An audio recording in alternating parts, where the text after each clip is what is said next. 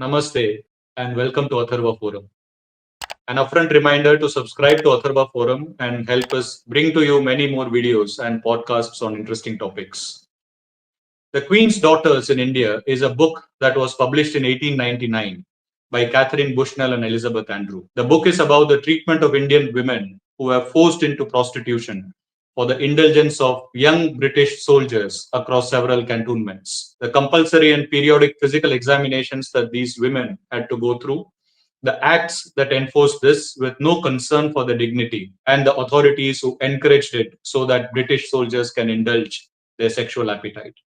We will come to the intriguing title of the book in due course. The authors, Bushnell and Andrew, were both Americans, staunch Christians, and avid reformers who were a part of the Women's Christian Temperance Union. The preface of the book, which says that it is written under a deep sense of obligation to the womenhood of the world, but more especially under a sense of duty to the God, gives you an idea about their interests. Bushnell specifically was a physician, writer, and missionary who had served in China and parts of the US before she visited India and later Australia and New Zealand. Josephine Butler, to whom the book is dedicated, suggested to Bushnell to visit India and investigate the conditions of women forced into prostitution in the cantonments. Butler was a key force behind the repeal of the Contagious Diseases Acts, which form a core theme of this book and this talk.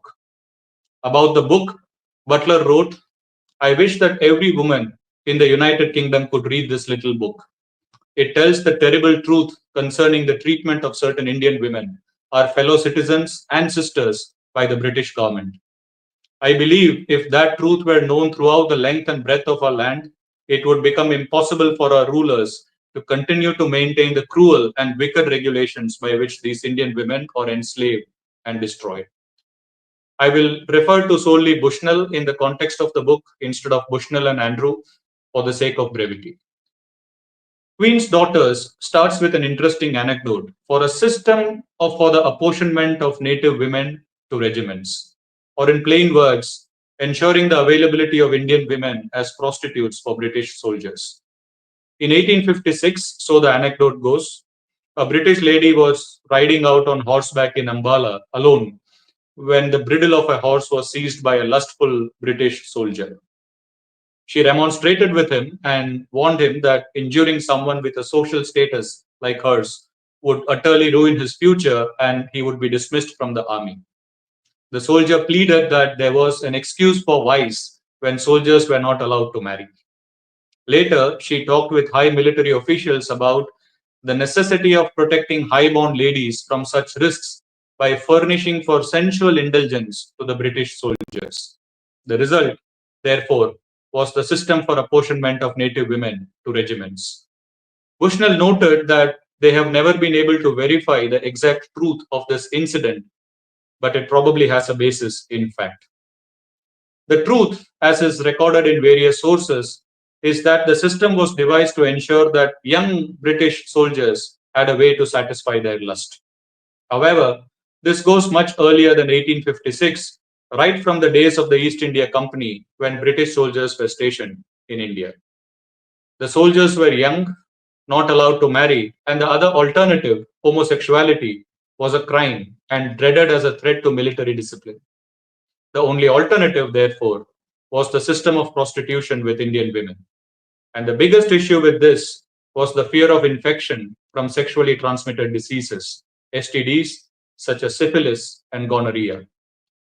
As you would be aware, by the turn of the 19th century, the East India Company carried out the administration through the presidencies of Bombay, Madras, and Bengal. The cantonments, which were military areas that included regiments, barracks, training grounds, and other facilities, were administered by military authorities, while the presidencies had a governor or a governor general in the case of Bengal. Cantonments had a commanding officer.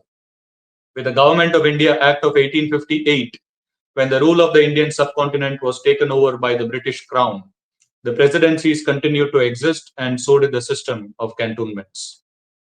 First, let me describe in simple terms how the system of prostitution generally worked in a cantonment. For each regiment, about 1,000 soldiers, they were assigned 12 to 15 Indian women, girls rather. They dwelt in tents, rooms, or buildings which were collectively called Chakla or Lal Bazar, the red light area of the regimental bazaar. In charge of these girls was a matron or superintendent, an older Indian woman who was called Mahaldarni. She supervised the girls, ensured that they behaved well, and procured more girls when commanded by the cantonment authorities. If the girls were suspected of an STD, they were sent to a hospital called a lock hospital for physical examination. The name Lock Hospital was used in London from the early 18th century for a leprosarium, a place that was used to quarantine and treat lepers, the lock itself being the rag to cover the lesions. By the 19th century, however, a lock hospital came to refer to a hospital for treating STDs, and it was invariably understood that these patients would be women prostitutes. Bushnell observed that when the so-called Christian England took control of heathen India and plots of ground called cantonments were staked off for the residence of the British soldiers and their officers, full provision was made for the flesh to fulfill the lusts thereof. The system of prostitution evolved from the early 1800s, driven by the burning question of how to contain the spread of STDs in British soldiers. Remember that this was a time when contraceptives were rare and antibiotics did not exist. Every aspect of the system through the decades, from the procurement of Indian girls to the registration as a common prostitute, from the price of the visits of the soldiers to the housing for the Indian women and their Mahaldarni, and from the operation of lock hospitals to the physical examination of Indian women, revolved around this single objective: how to contain the spread of STDs in British soldiers. Of course, the Indian women were infected too, but the crux of the system was to ensure that they do not spread the disease to the British soldiers. The well being of the women, their health and hygiene, was important only to the extent of providing a healthy and hygienic conduit to the sexual appetite of the British soldiers. What happened when a woman was suspected of an STD? She would have to undergo a physical examination at the lock hospital and would be detained until she showed an improvement in her condition. The system, and by system, I mean the various regulations initially and the acts that came about later, determined how long the woman can be detained, how frequently she should subject herself to physical examinations, and what should be done to her in case she was deemed incurable. The women by themselves would hardly ever consent to a physical examination, by a male physician, no less, but they also hardly had any choice. Bushnell wrote that the compulsory examination is in itself a surgical rape. As early as the end of the 18th century, the Governor General had authorized the building of hospitals for the reception of deceased women at Behrampur, Kanpur, Dinapur, and Fatehgarh to contain the spread of STDs in British soldiers. The women were not allowed to leave until they were certified as cured. A Kotwal, an Indian official in charge, had to ensure that women found disordered on the customary days of inspection were to be sent at once to a hospital. In other words, even by the late 18th century, lock hospitals and compulsory examination of Indian women were the norm, if not actual regulations. In 1805, an assistant journal attached to one of the regiments had written to the Madras government about the vast proportion of venereal diseases. The governor at that time was William Bentinck, who forwarded the request to the medical board. The board proposed the establishment of lock hospitals and the appointment of special police in cooperation with the civil magistrate. The special police were to control the prostitutes and the holding of compulsory medical examinations. Bentinck did not like the idea of getting civil magistrates involved because they might object to interfering with individual liberty. He suggested that it is better to leave it to the commanding officers and medical officers to decide which women should be subjected to physical examinations. Inside a cantonment were its own military regulations, and there was no one to raise questions about interfering with individual liberty. With that, he sanctioned the request. In 1809, after 4 years, the Madras government asked the medical board how the lock hospitals were working. The board sheepishly confessed that the number of British soldiers admitted for STDs had more than doubled since lock hospitals were introduced. Of course, the board provided explanations. There were new regiments with many younger men, Young recruits were ill calculated to guard against temptations. The system had not been fully introduced. There were no effective police to ensure that women suspected of being infected were taken to the hospital, and all castes being huddled together miserably in a chowdhury, with the more prosperous prostitutes preferring native medical assistance. In view of economy, the board suggested that 9 of 17 lock hospitals be shut down and a decent woman of caste and proper years be made in charge of the remaining ones. The reason was to attract more prosperous patients, in their own words, who would be of higher caste. The government closed some lock hospitals promptly, which did not go well with the military authorities, who reported that the infection rate in soldiers had gone further up. The government then agreed to reopen the lock hospitals, but asked the medical board how the system could be improved. The board repeated their earlier demand of special police and then added that appropriate buildings be constructed far from the barracks to prevent frequent intercourse. The government approved the sanction for special police, but not the rest. And the lock hospital system continued to operate in Madras Presidency until 1835, after which it was reopened later. The special police was an interesting development. In 1825, the superintending surgeon of Pune division suggested that 2 peons be appointed to bring deceased women to the lock hospital. He proposed a wage of 5 rupees a month and a bonus of a quarter of a rupee for each woman brought in. The medical board could find the obvious issue here, which was the abuse of the bonus for each woman brought in. The commander-in-chief, however, suggested that 2 steady old police peons or constables would be effective because they knew the regulations and the haunts of the prostitutes.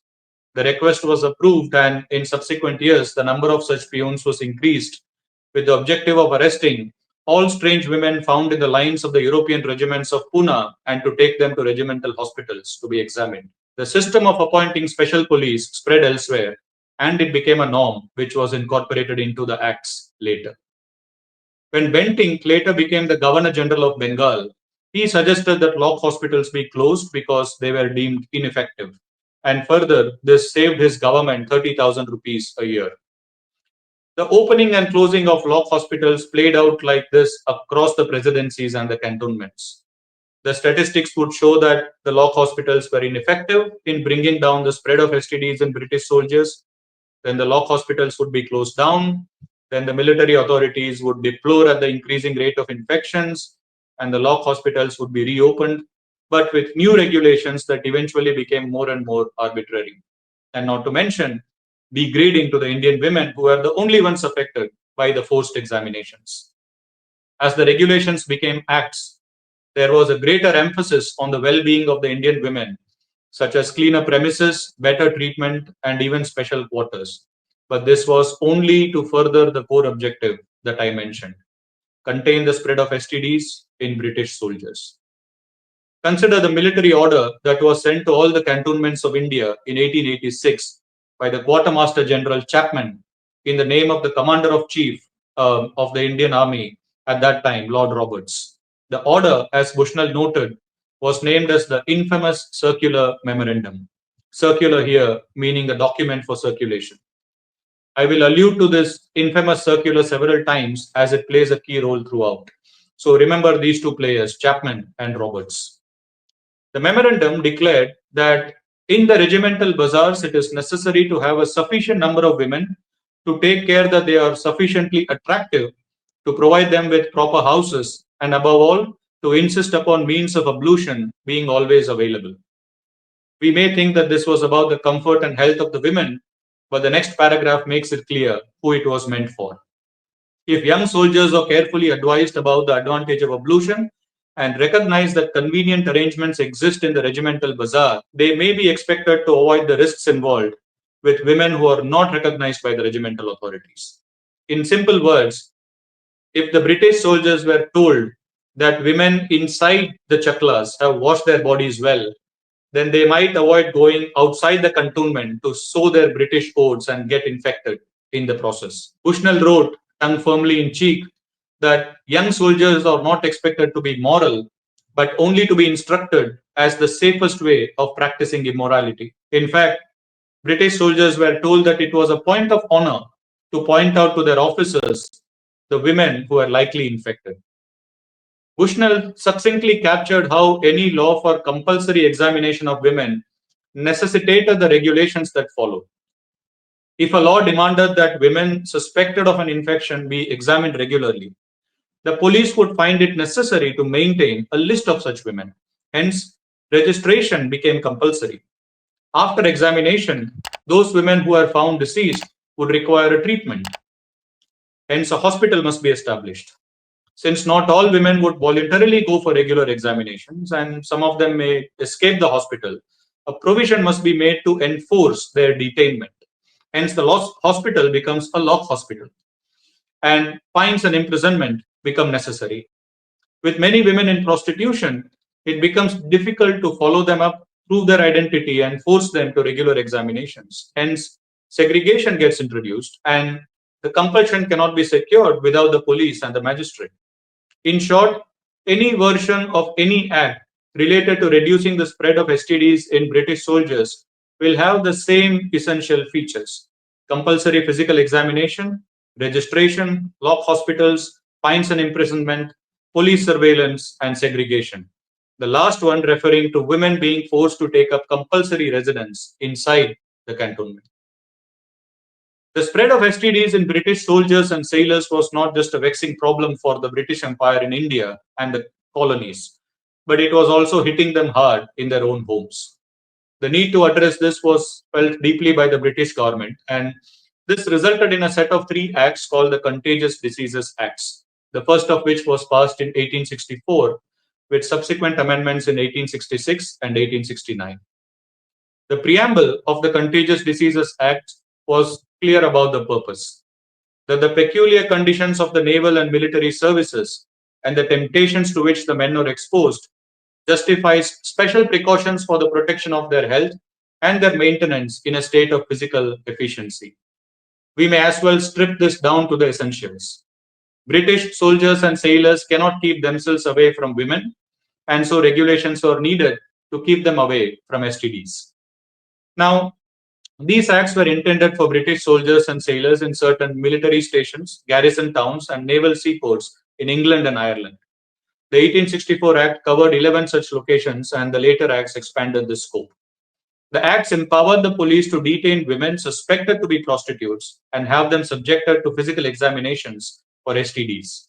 If the women were found to be infected, they were detained in a lock hospital for a limited time, which was 3 months in the first act of 1864 and became 9 months later in 1869. The principal difficulty in implementing the act, wrote Petrie in his book about the campaigns of Josephine Butler, was determining who was a prostitute and who was not.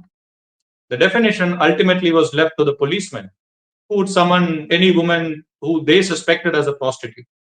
By the time the second act was passed in 1866, the police had arbitrary powers, and as for the women they arrested, presumption of guilt was always assumed. Once again, these acts were applicable to parts of Britain, but the overall system involving policemen in plainclothes, physical examination of suspected women, and the operation of lock hospitals, as I have covered, had already existed long before in parts of India. There were local but similar regulations in the presidencies of Bombay, Madras, and Calcutta, and the cantonments had their own military regulations which covered the system of prostitution. At the time Queen's Daughters was written, which was 1890s, there were about 100 cantonments in India, some small with a few soldiers and traders, and some large enough to be considered as individual towns. Within the cantonments, a more arbitrary law prevailed, which enabled the British inhabitants inside to feel safe in case of trouble from outside, uprisings, rebellions, and riots. A cantonment was basically a military establishment maintained with a military law. And this, as we will see, enabled the system of licensed prostitution and compulsory physical examinations to continue despite heavy opposition. The Cantonment Act of 1864, or the Act 22 of 1864, called for regularizing the administration of civil and criminal justice in military cantonments with a clause for inspecting and controlling houses of ill fame and for preventing the spread of venereal disease. A committee that was formed to draw up the rules proposed that prostitutes be divided into two classes: public prostitutes frequented by Europeans and public prostitutes not so frequented. Any prostitute frequented by the Europeans would be subjected to regulations. She must register with the cantonment authorities, undergo physical examination every month, and she would be detained in a lock hospital if found deceased until she was certified as cured. The committee realized that if prostitutes felt harassed, they would not register with the authorities and control would be lost. So they suggested that matrons, Meheldarnis, be appointed to supervise these women and ensure that they underwent the physical examinations regularly.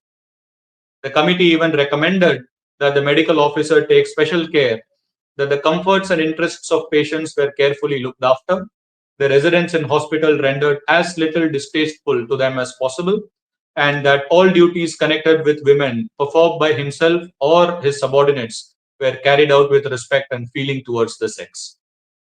The ostensible concern was more to do with providing a conducive environment for more women to register themselves with the cantonment authorities. In that way, the authorities could control them better and hope that the spread of STDs could be checked. The idea, as I said earlier, was to encourage the British soldiers to confine themselves within the cantonment.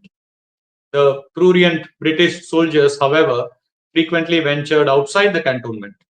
The Cantonment Act, therefore, allowed the regulations to be extended beyond cantonment boundaries. In Kanpur, for example, the rules were introduced in 1867, but in a few years, the rules were extended to the whole of Kanpur. The British soldier, I gather, was second to none, at least in his pursuit of prostitutes. The Madras Act of 1866 had a similar clause for the control of houses of ill fame for preventing the spread of contagious diseases. An idea of what the Act encompassed could be obtained from the speech of Walter Maclaurin, a British Liberal Party MP in the House of Commons much later in 1888, and recorded by Benjamin Scott in his book, A State Iniquity, Its Rise, Extension, and Overthrow. The Act stated that no woman known to be a public prostitute shall reside or practice her trade within the limits of the cantonment unless she shall first have her name registered. If a woman who was not registered was caught, she would be registered and subjected to the same rules as for registered prostitutes, which prescribed compulsory and periodic physical examinations. The abuse of this regulation by unscrupulous policemen was sadly a recurring story. The Act did not stop there, but insisted that each registered prostitute pay a monthly fee to the lock hospital, not exceeding 1 rupee, failing which any of a property within the cantonment may be sold to recover the dues. The Act also covered the rules for setting up a brothel after due inspection and approval by the authorities. The brothel owner would also be registered and given a copy of the permission to keep a brothel for a specified number of prostitutes. The brothel owner would have to furnish the names and details of all women employees less than 40 years of age. They would all be subjected to the same periodic physical examination as public prostitutes. The brothel owner, obviously, cannot hire any woman less than 40 years of age, either as a prostitute or as a servant, unless she was registered. I guess there was no saying who the British soldier will strike next.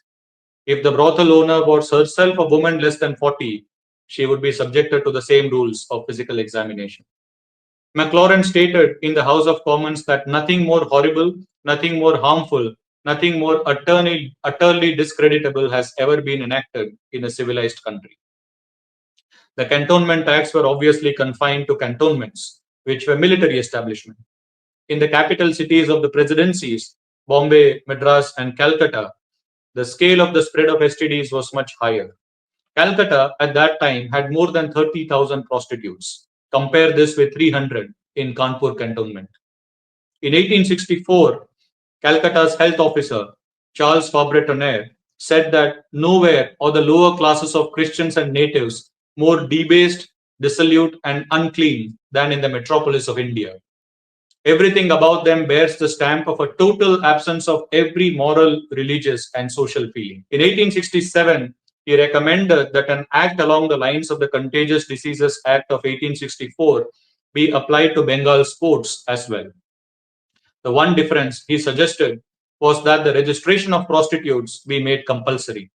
a rule that was already a part of the Cantonments Act. Eventually, this became the Indian Contagious Diseases Act of 1868, an extension of the Contagious Diseases Act of 1864, but with more stringent regulations, some of which were carried over from the Cantonment Act. The Act prohibited a woman from carrying on the business of a common prostitute or a person from carrying on the business of a brothel keeper without being registered under the Act. The Act allowed the health officer to serve a notice to the common prostitute, who would be a registered woman, to come up before the officials and enter herself for a voluntary examination. If she did not comply with this voluntary examination, she would be served a notice. The voluntary examination was just a sham. If a woman agreed to the voluntary examination, she would have to go to the registered office, which, as McLaurin noted, was in a public part of the town and in many cases in the most unsuitable situations. One was near a young men's college and another was near a church.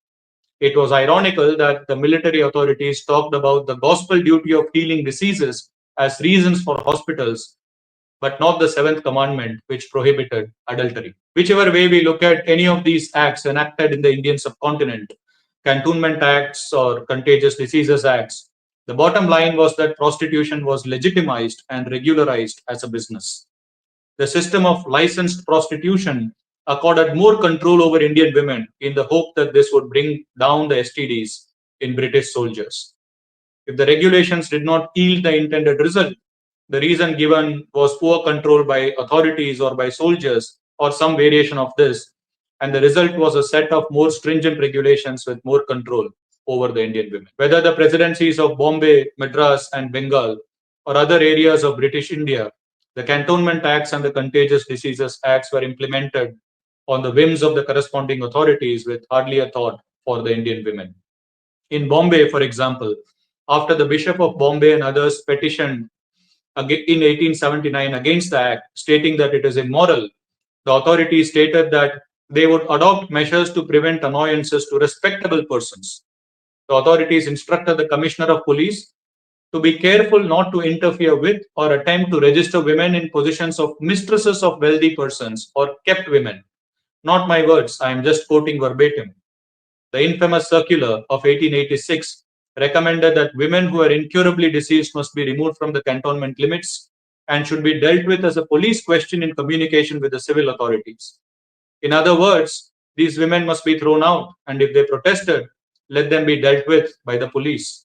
It is hard to even comprehend what would be the fate of such women in the hands of policemen who may have unscrupulously brought her earlier in for registration as a common prostitute. In any cantonment, the commanding officer would request for the procurement of Indian women for prostitution. As a response to the infamous circular of 1886, the commanding officer wrote, "Please send young and attractive women," because he had 400 men in the regiment and only 6 women. He needed 6 more women, young and attractive. Just to drive home his point, he added that some of the current women were not very attractive. Another commanding officer wrote, "There are not enough women, they are not attractive enough, more and younger women are required." And yet another wrote, "I have ordered the number of prostitutes to be increased to 12, and I have given special instructions as to the 4 additional women being young and attractive appearance." With the desperation that one can see in these requests, and the fact that licensed prostitution was run as a business in cantonments, one would think that the British officers acted more like cantonment pimps. With such men at the helm once, one wonders at the present situation in Great Britain. A Mahaldarni named Rahman told Bushnell, "If a girl is not sufficiently attractive to earn a living, I send her away and get another in her place. I get the women from the bazaar when more are needed. To buy a very young, attractive girl, I will be furnished with 50 rupees. There is always plenty of money to get them with." One could hazard a guess how the rates were decided for the girls and who got sold for 5, 10, 20, and 50 rupees like vegetables in a market. The report of the Special Commission in 1883 noted that about half the girls in prostitution were aged between 14 and 16. And Bushnell noted a major general informing her that prostitution is practiced at even younger ages than this. Of course, the Mahaldarni could not act alone to procure these young and attractive girls. She got all the help she needed from the British officials, including the police made of Indian men, and she had a quota to ensure. The commanding officer would give an order to his quartermaster, an officer who oversaw the administration of the regiment. The quartermaster would in turn ask the Kotwal to have policemen bring in more girls. The policemen in plain clothes would visit the neighboring villages and snatch away the daughters of the poor. They had to be good looking, the policemen were told, and aged 14 or above. Once inside the cantonment premises, the bunch of girls would be lined up in front of the colonel and the quartermaster, who would select from them, get them examined at the hospital, provide them with a pass, and hand them over to the Mahaldar. A retired soldier told Bushnell that if a native policeman saw a young girl talking indiscreetly, though innocently, with a man, he would denounce her as a suspected prostitute. She would be brought before the cantonment magistrate and be registered to live among the soldiers. The police therefore extorted money by threatening to hand over the girls to the cantonment. Bushnell noted that by such a system of delivering over the bodies of women as public property, any woman of humble circumstances upon whom any man of lecherous design casts his eyes could be made to come to his terms of existence by the aid of the police force, if necessary, and magistrates of evil design could condemn any woman to a life of prostitution. One can only imagine the dire steps that the parents of girls, their brothers and cousins, and the girls themselves would have resorted to if they were living anywhere near the cantonments. In a letter to the cantonment magistrate, a Mahaldarni had written that she had brought 4 new girls, but they were accompanied by their protesting brothers. She asked the magistrate to confine the girls to the chakla so that the brothers can be kept away. The chakla, being inside the cantonment, was out of bounds for anyone without a proper pass. Sometimes the whims of fate left the girls with no choice but to sell themselves at the mercy of the British soldiers. Bushnell and Andrew met the young girls who were only too willing to tell their stories amidst tearful eyes. One was deceived by an old woman with a promise of employment. One was left to starve until she came to British soldiers who saved her but for their own lust. One faced abuse from her husband and ran away only to be caught by the police and sent to the lock hospital. One was taken in by a daughter of an Indian soldier who sold her at the age of 11, and one was sold by her husband to the Mahaldarni for money. The Mahaldarnis ran the chakla with an iron hand, for they were under the direct line of fire from the British officials. In a letter to a Mahaldarni, a staff surgeon, of all people, wrote, "You have not brought your women from Meerut and Ferozpur. You will have to do it, or the colonel will think that you have broken faith, as it is now 15 days since you received your appointment." On the other hand, a Mahaldarni showed Bushnell and Andrew a letter of recommendation from the quartermaster. "Amir has supplied the 2nd Derby Regiment with prostitutes for the past 3 years, and I recommend her to any other regiment requiring her for a similar capacity." Another had equally proudly shown a letter from the surgeon of the regiment. The soldiers were remarkably healthy while the prostitutes were under her charge. Bushnell and Andrew visited 10 cantonments in India in early 1892.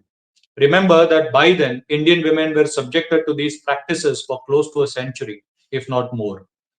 The visit itself was an outcome of a letter that Bushnell had sent to Josephine Butler, seeking her advice for something for her to do. Butler had become aware of the situation in India through a friend of hers, Alfred Dyer, in Bombay, but she was hardly able to travel herself. She was 62 and her husband was sick and had to be taken care of. Butler thought that the letter from Bushnell had come at the right time, and she urged Bushnell to travel to military districts in India and make careful inquiry into the conditions of the things there with a view of ridding that people of the oppressive tyranny and shame imposed on them by the army authorities. Bushnell, in turn, showed that letter to a fellow member of the world's Women's Christian Temperance Union, Elizabeth Andrew, who readily agreed. The result was their journey to India in 1892 and the subsequent publication of Queen's Daughters in 1899. During their roughly 3 month stay in India, Bushnell and Andrew met several Indian women and their Mahaldarnis in cantonments. The book is one of the few records that speaks about the life of Indian women in prostitution. The other sources generally cover the tedious debates and discussions around the acts. The life of women in a cantonment was never easy.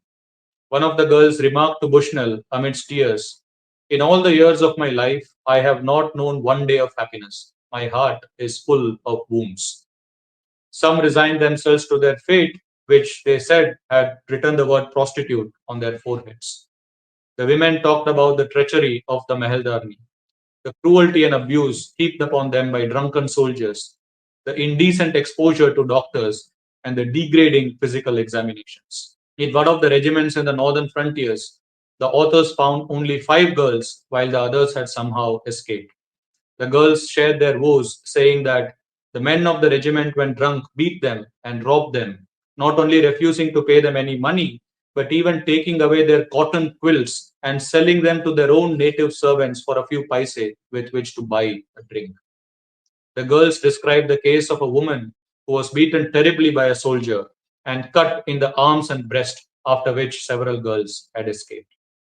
The cantonment authorities, noted Bushnell, asserted that the system was merciful even to the girls because their diseases were never allowed to go beyond the initial stage.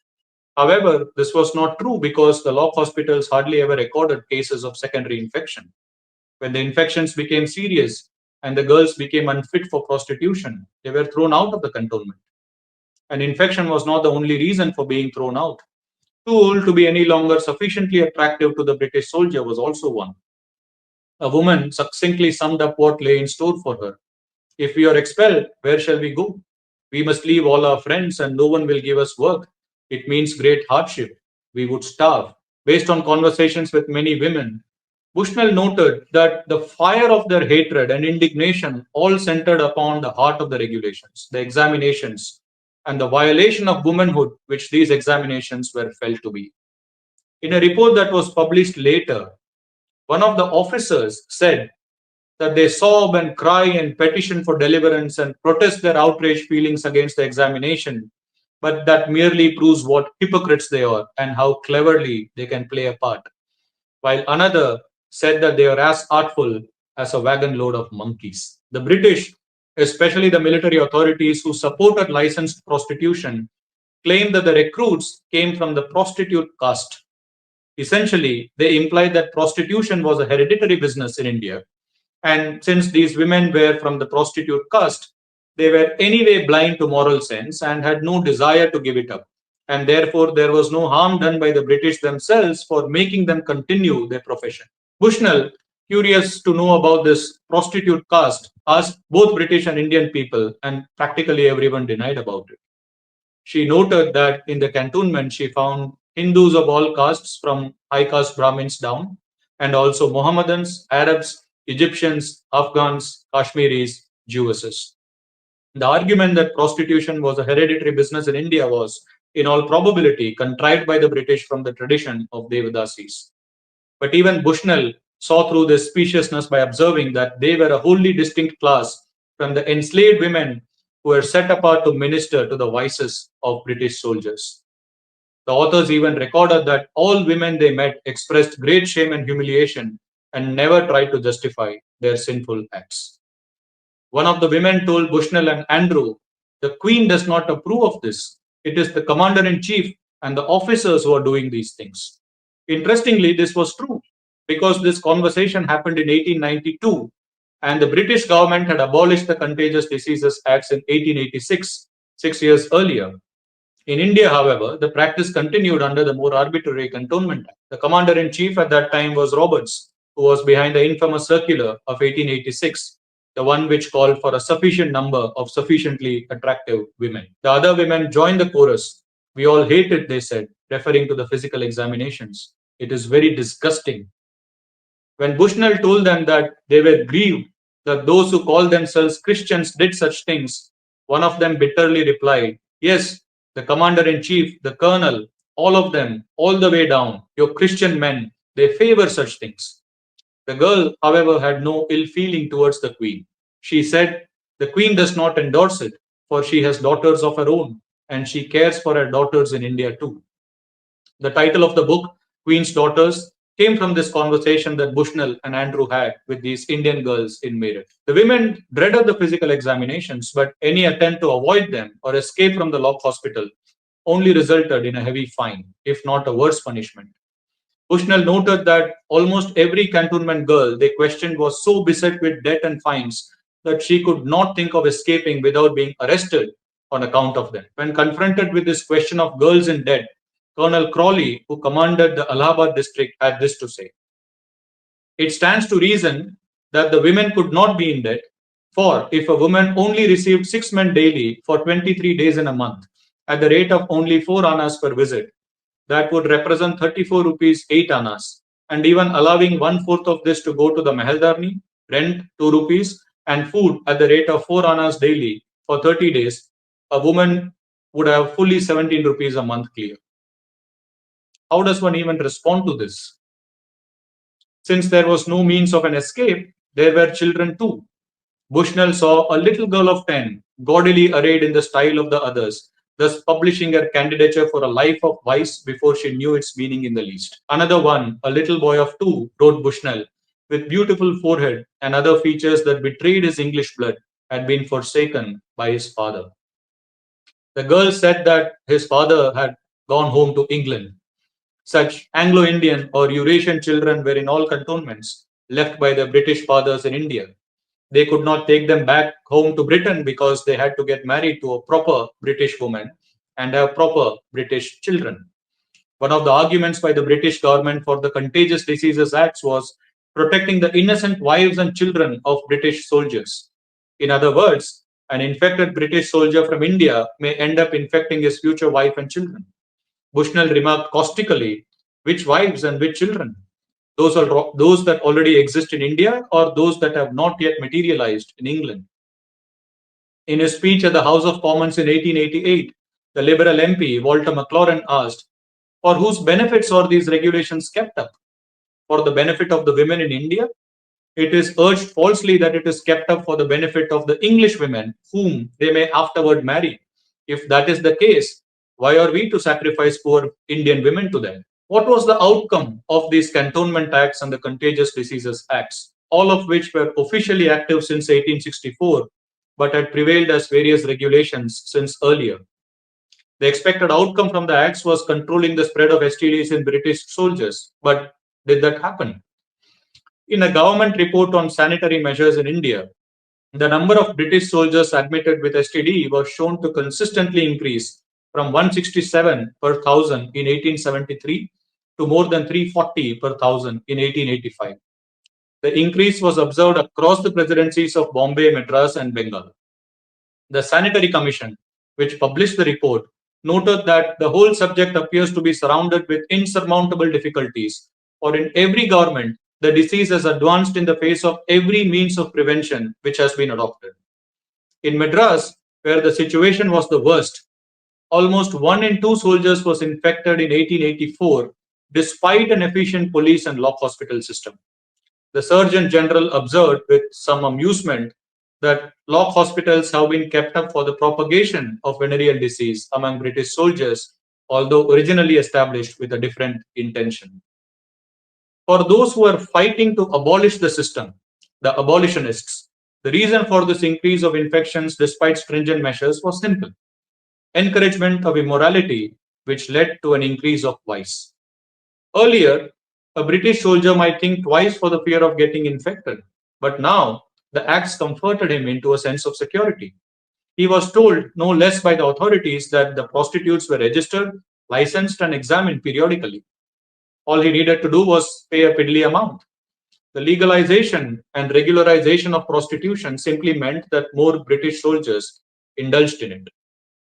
The cantonment authorities, meanwhile, were reluctant to let go of the regulations, even in the face of damning statistics.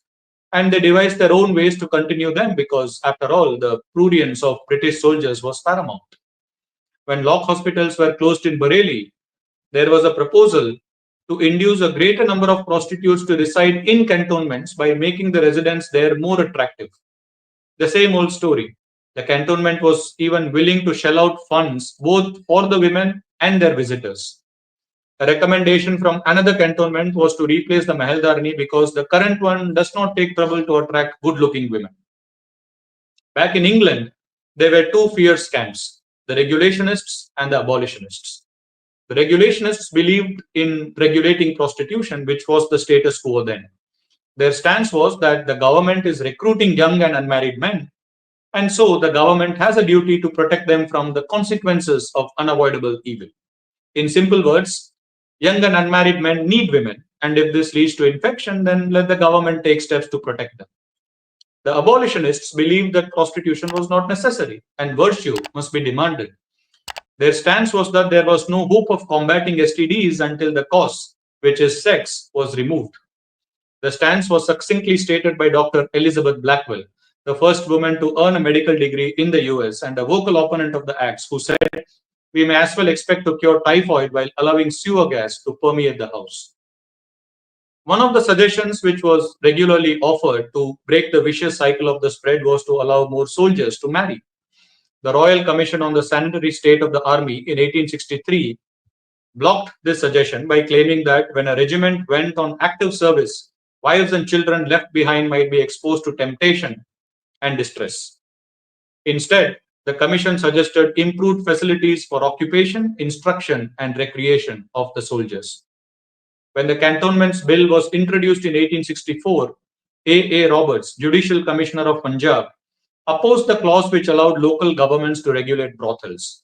From a moral standpoint, he urged that more soldiers be allowed to marry. C.E. Trevelyan disagreed and said that moral standards differed in different countries, and in India, the prostitute is a respectable professional person. The clamor for allowing more British soldiers to marry only increased in later years, but was never considered seriously by the authorities. Another suggestion, as Bushnell noted, was to extend the compulsory physical examination to men. She vehemently opposed it, and as one of the earliest proponents of Christian feminism, said that men will never legislate themselves into the degradations and inconveniences of the compulsory periodic examination. She was right. Lord Lansdowne, the Secretary of War, said in the House of Lords that regular examination of men was considered by the men as a brutalizing and degrading practice. I assume that Lansdowne kept a straight face when he said that. Yet another suggestion was to employ female medical assistants, which may remove the reluctance of Indian women to physical examination.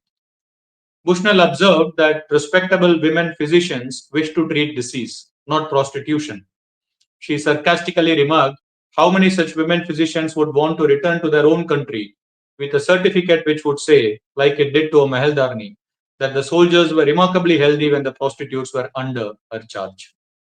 Josephine Butler, who I had mentioned earlier as the inspiration behind Queen's Daughters, was the leading voice of abolitionists in England. In 1869, just after the third edition of the Contagious Diseases Act was passed, the Ladies' National Association for the Repeal of the Contagious Diseases Act, shortened to LNA, was formed by Elizabeth Wolstenholme, with Butler as its president. While the LNA worked fervently to push for a repeal of the acts, and there was some support from the liberal politicians, the pressure was not sufficient. In 1874, Butler toured parts of Europe to understand what similar organizations were doing and the challenges that they faced. A year later, she founded what later became the International Abolitionist Federation, aimed at abolishing the state regulation of prostitution. The organization attracted liberal MPs who supported the repeal of the acts, and the movement gained steam. The details of the campaign by Butler and others are interesting, involving local politics, threats by brothel owners, royal commissions, parliamentary debates, and change of governments. But these are outside the scope of this talk. In 1886, the acts were formally repealed by the Parliament of the United Kingdom 24 years after they were first passed. In India, the opposition to the Cantonment Acts and the Contagious Diseases Act was not entirely absent but was largely ineffective. The act was suspended in Bombay in 1872, but not because of its ineffectiveness or any moral qualms. The reason was more financial in nature, a tussle between the government of India and the local government in Bombay. The act was reinstated in 1881 due to pressure from the naval commander in chief, but the financial tussle continued. In 1881, Lord Ripon, the Governor General, formed a committee to assess the effectiveness of the act in Calcutta. The Surgeon General said that the results of the act were altogether insufficient to justify the expenditure. He felt that that money should be spent on curing other, more worrying diseases in India, such as dysentery and cholera. The act was suspended in Calcutta despite some opposition. In Madras, a similar committee was formed which recommended that the act be extended not upwards, among classes whose privacy may be unduly invaded, but downwards in order to reach the unfortunate casuals infesting the neighborhood of the barracks and plying the trade in an open and most shameless manner. In other words, the act must be applied to those women who were originally exempt from the act because they were not registered. Kenneth Ballhatchet, who recorded the detailed history of these events in his book, Race, Sex, and Class Under the Raj, sarcastically commented, "Here was the familiar picture of the British soldier threatened by unauthorized women haunting the barracks and infesting the neighborhood after dark." While the Indian Contagious Diseases Acts were cyclically reinstated and suspended in the presidency capitals, the Cantonment Acts proved to be more entrenched. They not only survived opposition, but also became more stringent and more elaborate. In 1883, for example, a circular was issued by the Quartermaster General that reliable matrons should be appointed to ensure that the women under her charge consort with none but Europeans. The next year, the Quartermaster General suggested that the quarters for these women be quite inexpensive places of mud built walls and tiled roofs of village character, with the idea that with such segregated quarters, the women can be easily found for examination. The circular even said that it was customary for certain women to attach themselves to a regiment, moving with it as it marches. In 1886, the same year when the Contagious Diseases Act was repealed in Britain, the infamous circular that I had earlier referred to was issued by Quartermaster General Chapman. In 1888, Alfred Dyer, who ran a weekly magazine called Sentinel, laid his hands on a copy of this circular and published it in an article titled "The Infidel Government of India." The infidel here referring to the government in India being faithless to the crown, Her Majesty's government.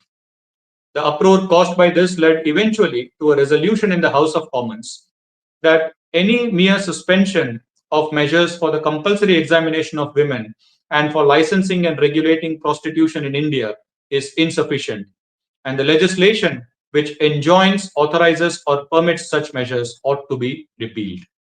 The resolution was supported by Walter Maclaurin, a Liberal MP, in his speech in the House of Commons in 1888, who said, "Our demand is for the total and immediate repeal of the Contagious Diseases Act and those portions of the Cantonment Acts bearing on this subject."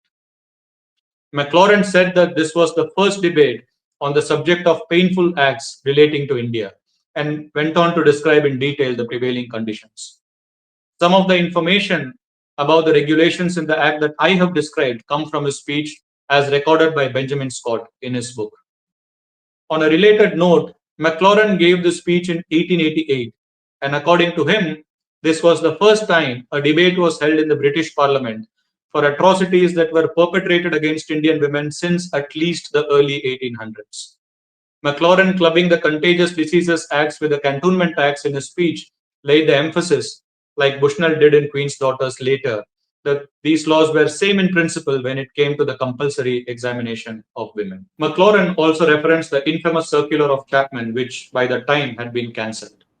A year after the circular was issued, Chapman was asked to send a report about all orders and regulations which were distinct from the Indian Contagious Diseases Act. In other words, a report on everything Chapman, in his capacity as the Quartermaster General, was doing outside the purview of the British government in India. Chapman, in his reply to Lord Cross, the Secretary General of India, wrote that for many years, unceasing efforts have been made to control prostitution and to mitigate its attendant evils. But neither the government nor its officers, either directly or indirectly, encourage prostitution. Maclaurin noted with amusement that this was written by a man who a year previously had said, "We must have more attractive women provided and a sufficient number of them." The government had no option but to pass this resolution in 1888, repealing the Indian Contagious Diseases Act and portions of the Cantonment Act that dealt with the system of prostitution. A new Cantonments Bill was to be drafted with no mention of prostitutes, venereal disease, or lock hospitals. The new bill proposed hospitals for treatment of contagious diseases for any person, male or female. If a person had a disease, she must go to the hospital. If she did, she cannot be compelled to undergo a physical examination, but she cannot leave until she was certified as cured. If she did not go to the hospital, she would be expelled from the cantonment. The bill became the Cantonments Act of 1889. Like clockwork, the commander in chief complained that STDs in British soldiers had increased ever since lock hospitals were closed. The Surgeon General corroborated this by stating that the number of infected soldiers had increased from 291 per 1000 in 1884 to 491 per 1000 in 1889, which is almost half of all soldiers. The abolitionists, on the other hand, denounced the new act as hardly different from the old one. An interesting protest against the new act came from Indian shopkeepers living inside the cantonment who feared that people of respectable castes would be forced to huddle together in hospitals with others of inferior castes. In 1888, a commission set up by the Free Church of Scotland discovered that army regulated brothels had been reopened in military cantonments at Peshawar and Rawalpindi. In 1890, Lord Cross assured the British Parliament that the government in India had conformed to Her Majesty's government. Or, in other words, the old acts were gone and the new act was in place. Lord Roberts, who was still the commander in chief, even wrote to Josephine Butler that the report by the Free Church of Scotland was greatly exaggerated. Alfred Dyer continued his tirade in his magazine Sentinel against what he considered as reversal to the old regulations, but he was not seeing the impact that he expected with his revelations. Butler, who had played a key role earlier, was getting too old to continue this fight herself, and as I had covered earlier, she requested Bushnell to visit India. After their visit, Bushnell and Andrew shared their findings with British Committee of the Federation for the Abolition of State Regulation of Vice, which, in crux, was that the resolution of the House of Commons of 1888 was disregarded and the regulations for licensed prostitution and compulsory examinations remain unchanged under the Cantonments Act of 1889. In 1893, they were summoned to England to give their evidence before a departmental committee on what went on in the cantonments in India. The British government also sent a commission of their own to investigate the matter in India, which, upon returning, confirmed the same. Not all cantonment authorities had complied with the orders. One of the orders, for example, stated that registered prostitutes should no longer be allowed to live in regimental bazaars. The prostitutes were duly turned out. This was in Ambala and Meerut. And after some time, they were promptly brought back. The authorities reasoned that the order only prohibited registered prostitutes in regimental bazaars, so they cancelled the registration. The order said nothing about unregistered prostitutes. An officer in another regiment said that the order was marked strictly confidential and hence was locked in a confidential box and had escape notice. Another officer said that he had just arrived in India and was not aware of what was prohibited. The military mafia, so to speak, did everything possible to perpetuate the system of licensed prostitution, mandatory physical examinations, and lock hospitals. The departmental committee also summoned Lord Roberts because the infamous circular played a significant role in the evidence by Bushnell and Andrew. Roberts vehemently denied that he knew anything about the circular that was issued in his name. He stated that he certainly would not have approved of that part which referred to providing them with pretty young women. Such ideas, he said, were repugnant to the ideas of an officer and a gentleman. Roberts realized that he was on a flimsy ground because he was sure that Chapman, when summoned later by the committee, would give him away. Completely cornered, he sent a preemptive note of apology to Bushnell and Andrew stating, "I deeply regret this and I feel that an apology is due from me to the ladies concerned. This apology I offer unreservedly." However, he added that a great deal of unpleasantness would have been avoided if the ladies had approached him when they were in India. Since the ladies were hardly aware of language and of the habits and customs of the people of India, he wrote, they may not have drawn the wrong conclusions. Chapman, when later asked if Roberts knew of the memorandum, simply replied, "Most certainly." He read it over and entirely approved of them. The departmental committee submitted the report recommending that a legislation was necessary, once again, because the past orders had not ended the old system. The new rules proposed by the committee, however, only introduced a further dilemma. What happens if prostitutes were excluded from cantonments, as demanded by abolitionists and missionaries? The British government in India was ready with an answer. The absence of prostitutes in cantonments where large number of young unmarried soldiers are living would probably lead to offences such as criminal assault, rape, and unnatural crime, the last one being homosexuality. Subsequently, a bill was introduced in 1894 to replace the earlier Cantonment Act of 1889, which was not even followed. The bill prohibited any form of regulated prostitution within cantonments and called for abolishing compulsory or periodic examination of women for STDs. The commander in chief expectedly raised the concern of increased incidence of STDs in soldiers and opposed the provisions of the bill. However, the public opinion was not in favor of the old system. And further, the infamous circular fiasco by Roberts had dented the credibility of the military.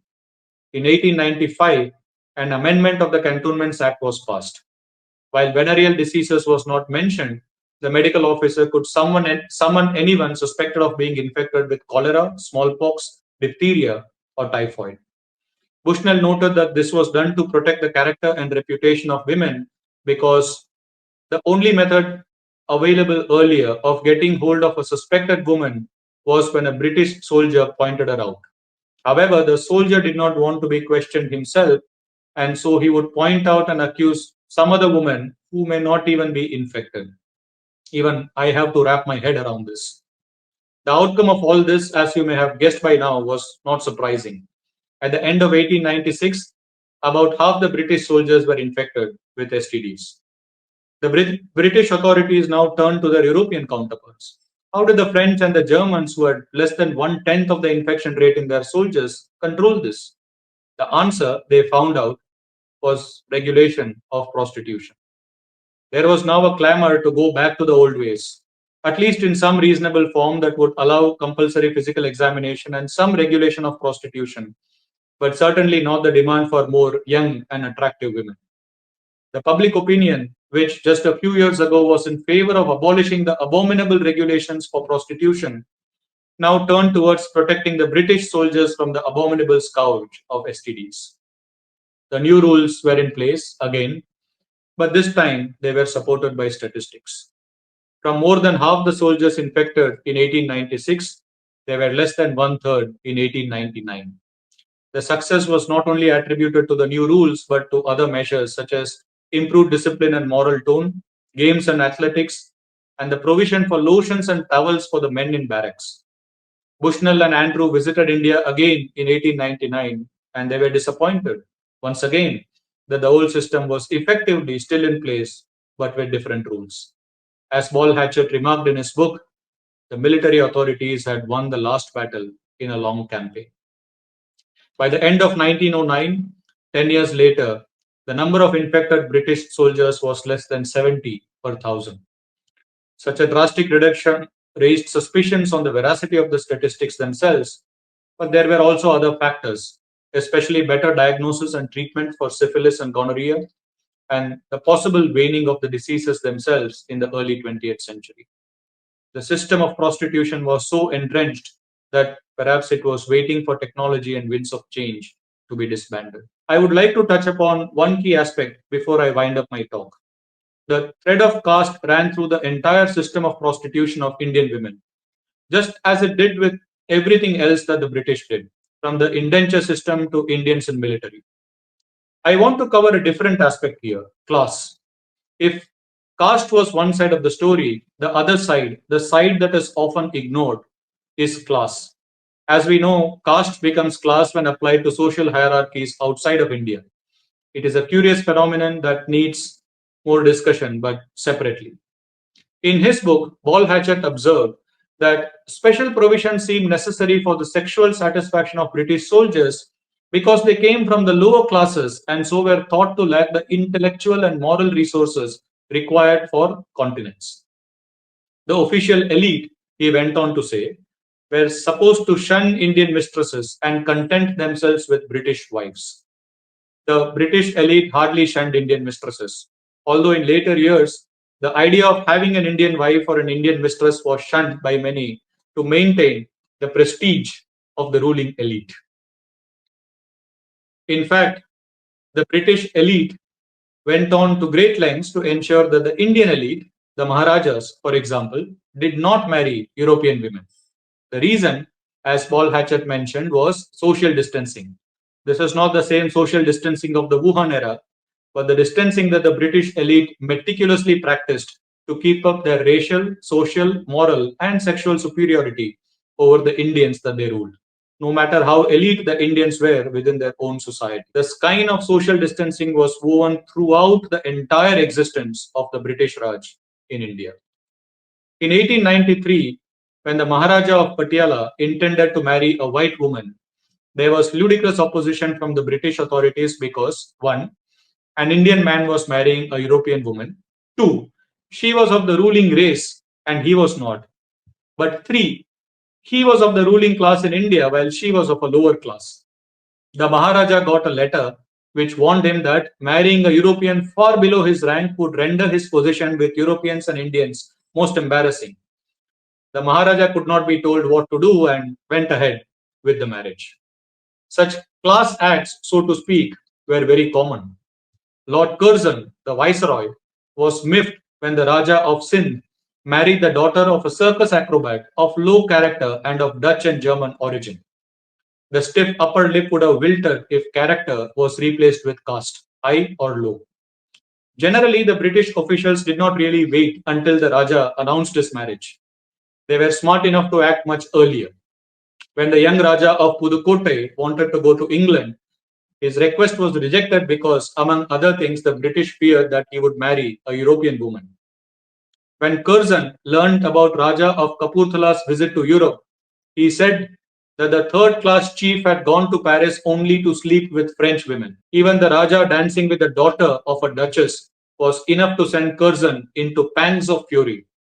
In fact, it was so bad that Curzon issued a circular that Indian princes can visit Europe only for special reasons and their duty lay in attending the administration of their states. English women of housemaid class and even higher were attracted to Indian soldiers.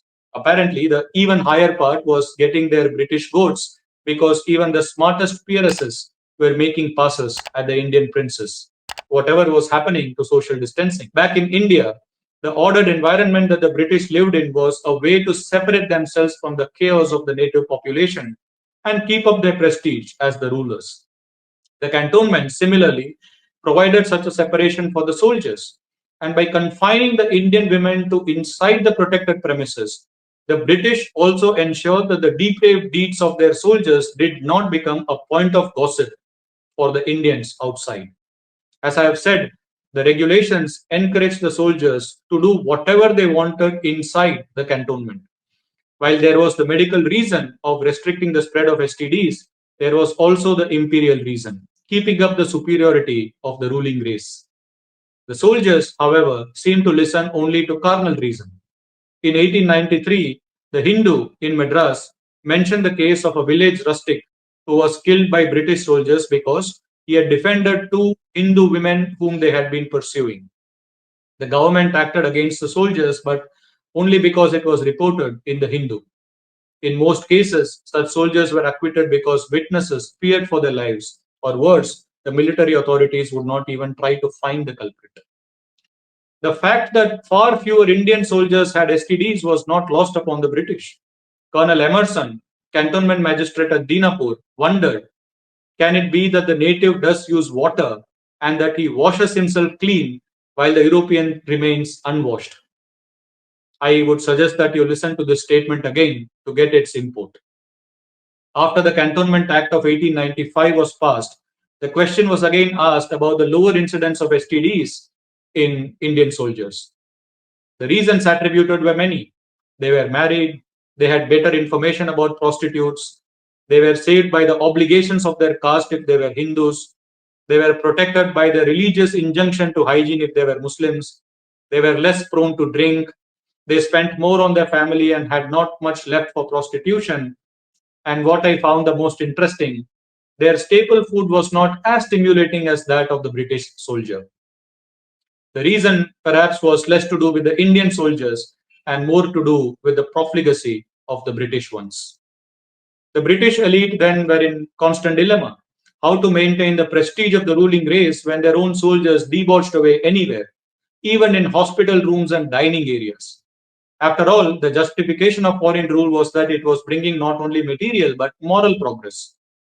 By the second half of the 19th century, observed Ball Hatchet, Indians had acquired a sufficient understanding of Western ideals to start criticizing British policies. The shenanigans of British soldiers and unruly Europeans among the lower classes forced Indians to question whether the foreign rule and the religion that came along with it was really superior.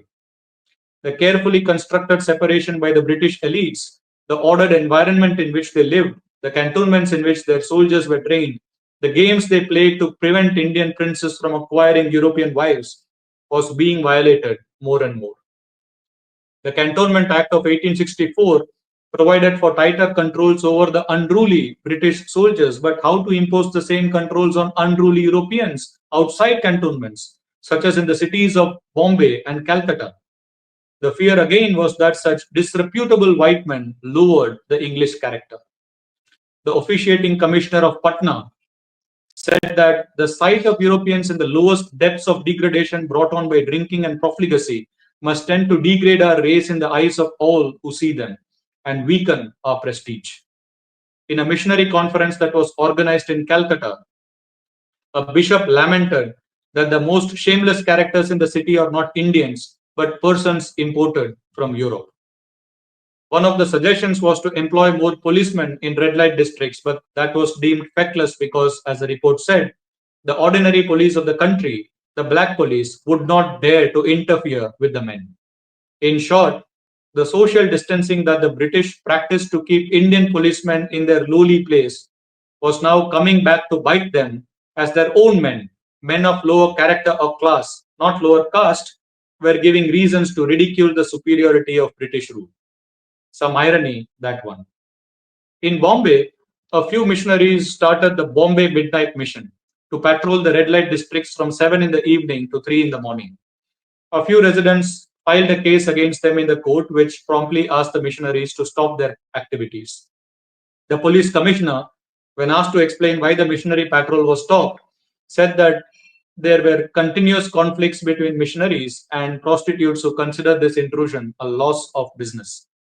Some missionaries, who were young women, were mistaken for prostitutes by European men who they had approached to urge them not to seek out prostitutes. Some missionaries continued to patrol the streets singing hymns in front of these houses and got attacked. It did not change anything. The missionaries in India were vehemently against the acts, perhaps less from humanitarian reasons and more from religious reasons. The encouragement of vice that the acts enabled. The governments, they felt, were actively encouraging young Christians to commit adultery, a sin. Benjamin Scott noted in his book that the International Missionary Conference, which was held in London in 1888, specified three great hindrances to the spread of Christianity: the opium traffic, the drink traffic with native races, and the governmental license of sin in India.